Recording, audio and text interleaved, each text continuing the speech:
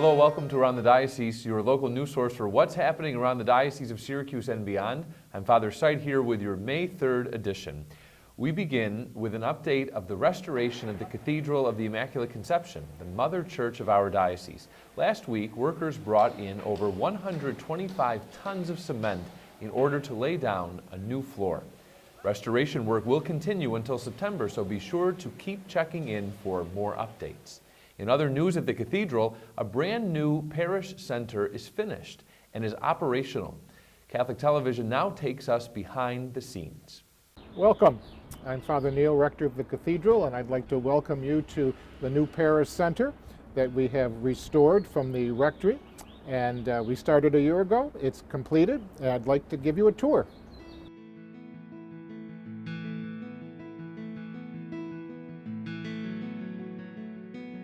Here we are in the main hallway of the new Cathedral Parish Center, and we're approaching what used to be an outside courtyard. It was very European, and there were windows here and a window there, and it was clear up to the sky, and there was a concrete floor. We took the windows out, we built up the ceiling, we built the floor, and now this is a great space for coffee hours, for little visits with people, for gathering of our parish and the diocese. So it's a great use of a room that was just without any use at all. I'm walking over now to what was originally the Chancery office building, and we have turned it into multi-purpose rooms, classrooms, and this is actually the space we're using as overflow while the church is being renovated. We're having our Eucharist on Sundays here. So this hallway leads us into the lobby and the elevator that takes us to all the different floors of the Parish Center, and the new refurbished, redone, renewed restrooms, which many people have been asking for many years. And this is a brand new elevator that takes us up to the many different levels of the cathedral.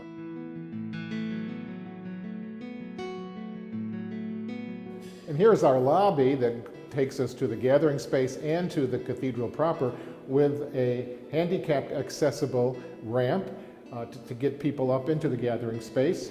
And as we continue down this way, we have a lot of space as people come into the church, and they are able to use the Marian candle room, light a candle and worship in front of Mary, or pray in front of Mary.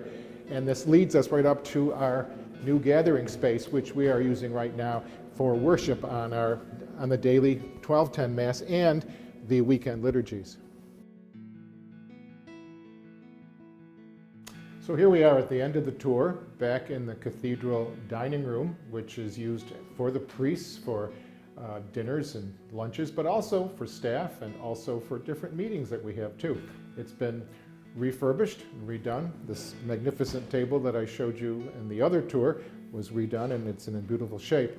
So phase one is finished, and they did an amazing job, particularly on space that was wasted for the last 25 years, where the old Catholic Sun was on what we call the 2.5 floors. It's a beautiful place now for all of our musicians to practice, for our choir to come, and it's just space that, thank God, we can finally use it.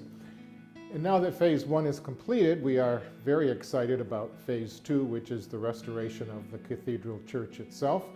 The roof is being replaced, the floor has been ripped out, they're beginning to paint. It's very exciting. The parishioners here at the cathedral are extremely excited about what they've seen so far, and we invite all of our diocesan brothers and sisters to come and visit the cathedral after September to see what a wonderful job they've done. Thanks for taking the tour. Thank you. Next, Emmaus Ministry in Syracuse gets a new home. Once again, Catholic TV takes us behind the scenes to the brand new St. Mary and Cope Center of Outreach, located on the city's south side. This is the St. Mary and Cope Center for Outreach. It is the new phase of our ministry. We've been in existence for 9 years now, but the difference is that we can literally have people come in off the street, and we're literally welcoming the stranger into a beautiful, well-lit, homely environment here for the purpose of just engaging and offering hospitality. We'll be able to do a lot of things here now where people will come in, have a cup of coffee, we can sit and learn about what their needs are, and then curtail the ministry to meet those particular needs. The other new component to our ministry here is that those who are homeless on this side of town and need a place where they can come and get cleaned up in safety and with dignity, we have a shower here. So they'll be able to come in, get a shower, we'll wash their clothes for them while they're getting showered, and then they can come and sit down, have something to eat, and get on their way. It's like inviting them into your home, and we haven't been able to do that before. We want them to experience something pleasant and nice, even if it's just for a little while, and even if it's centered around a cup of coffee, because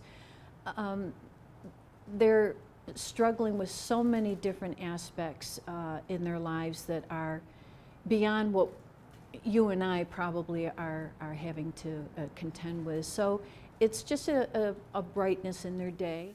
Congratulations on this monumental achievement. All are welcome to attend an open house at the new Outreach Center on Saturday, May 6th from 1 to 4 p.m. Now we bring you the latest from Catholic News Service. Jesuit Father Michael Czerny, an official at the Vatican's Office for Migrants and Refugees, talks about how Pope Francis has put the plight of migrants and refugees at the top of the Church's moral agenda.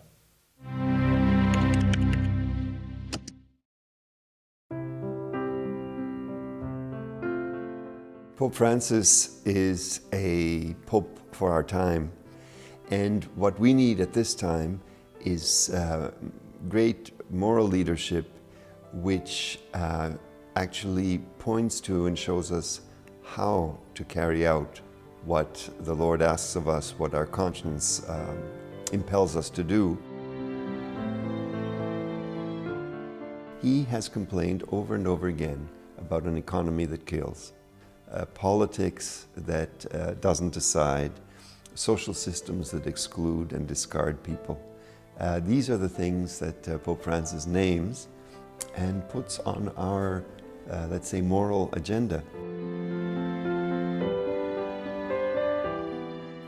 The conversion that Pope Francis is pointing to, I would say, is to find out what is the next step that I could take to help our church and our people to respond. What can you do? What's the step that you can take? How can you contribute to people being a little less marginalized, a little more integrated? That is what I think will be the legacy of Pope Francis. They will say he found a way in this 21st century, with the kind of media world we live in, the kind of economic and social world we live in, he found a way of helping the church to be both worldwide and very local.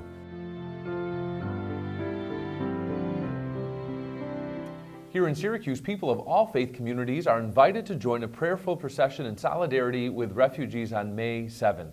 Along the route, the procession will pause at several faith centers in a gesture of welcome and acceptance. This family-friendly event begins at 3 p.m. at the White Branch Library at 763 Butternut Street. Now we go to social media specialist Nicole Osavort with this week's Media Minute. Now that we're in the middle of the season of Easter, our evangelization and inspiration efforts continue on all of our digital platforms. In today's Media Minute, we're sharing our new online Easter calendar. The calendar is a continuation of our Advent and Lent calendars and part of our ongoing Being Catholic initiative. Each day of the week has a theme based on our diocesan mission of evangelization. We're also continuing to encourage, evangelize, and inspire via Twitter with daily tweets from Bishop Cunningham. If you haven't already, check out a great video explaining the season of Easter and the importance of rejoicing in the resurrection that features Father Jason Hage. It's right on our YouTube channel. May you continue to have a blessed Easter season. Thank you, Nicole. And finally, Catherine Long, the editor of the Catholic Sun, joins us with a special preview of what we can find in this week's edition. Thanks, Father. This week in the Catholic Sun, we celebrate priest jubilees. Ride for Faith in Utica, and check out Pope Francis's TED Talk. As always, visit thecatholicsun.com every day for the latest local, national, and international Catholic news. Thank you, Catherine. That's all for this episode.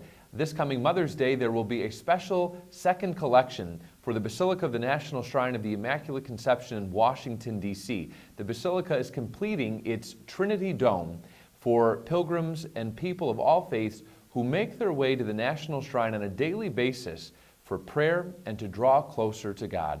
Please be generous to this great collection, and please feel free to visit the National Shrine and experience the wonderful place of pilgrimage that it is. Thank you for joining us. Until next time, I'm Father Sight, reminding you God is doing great things in each of us and all around our diocese. Take care.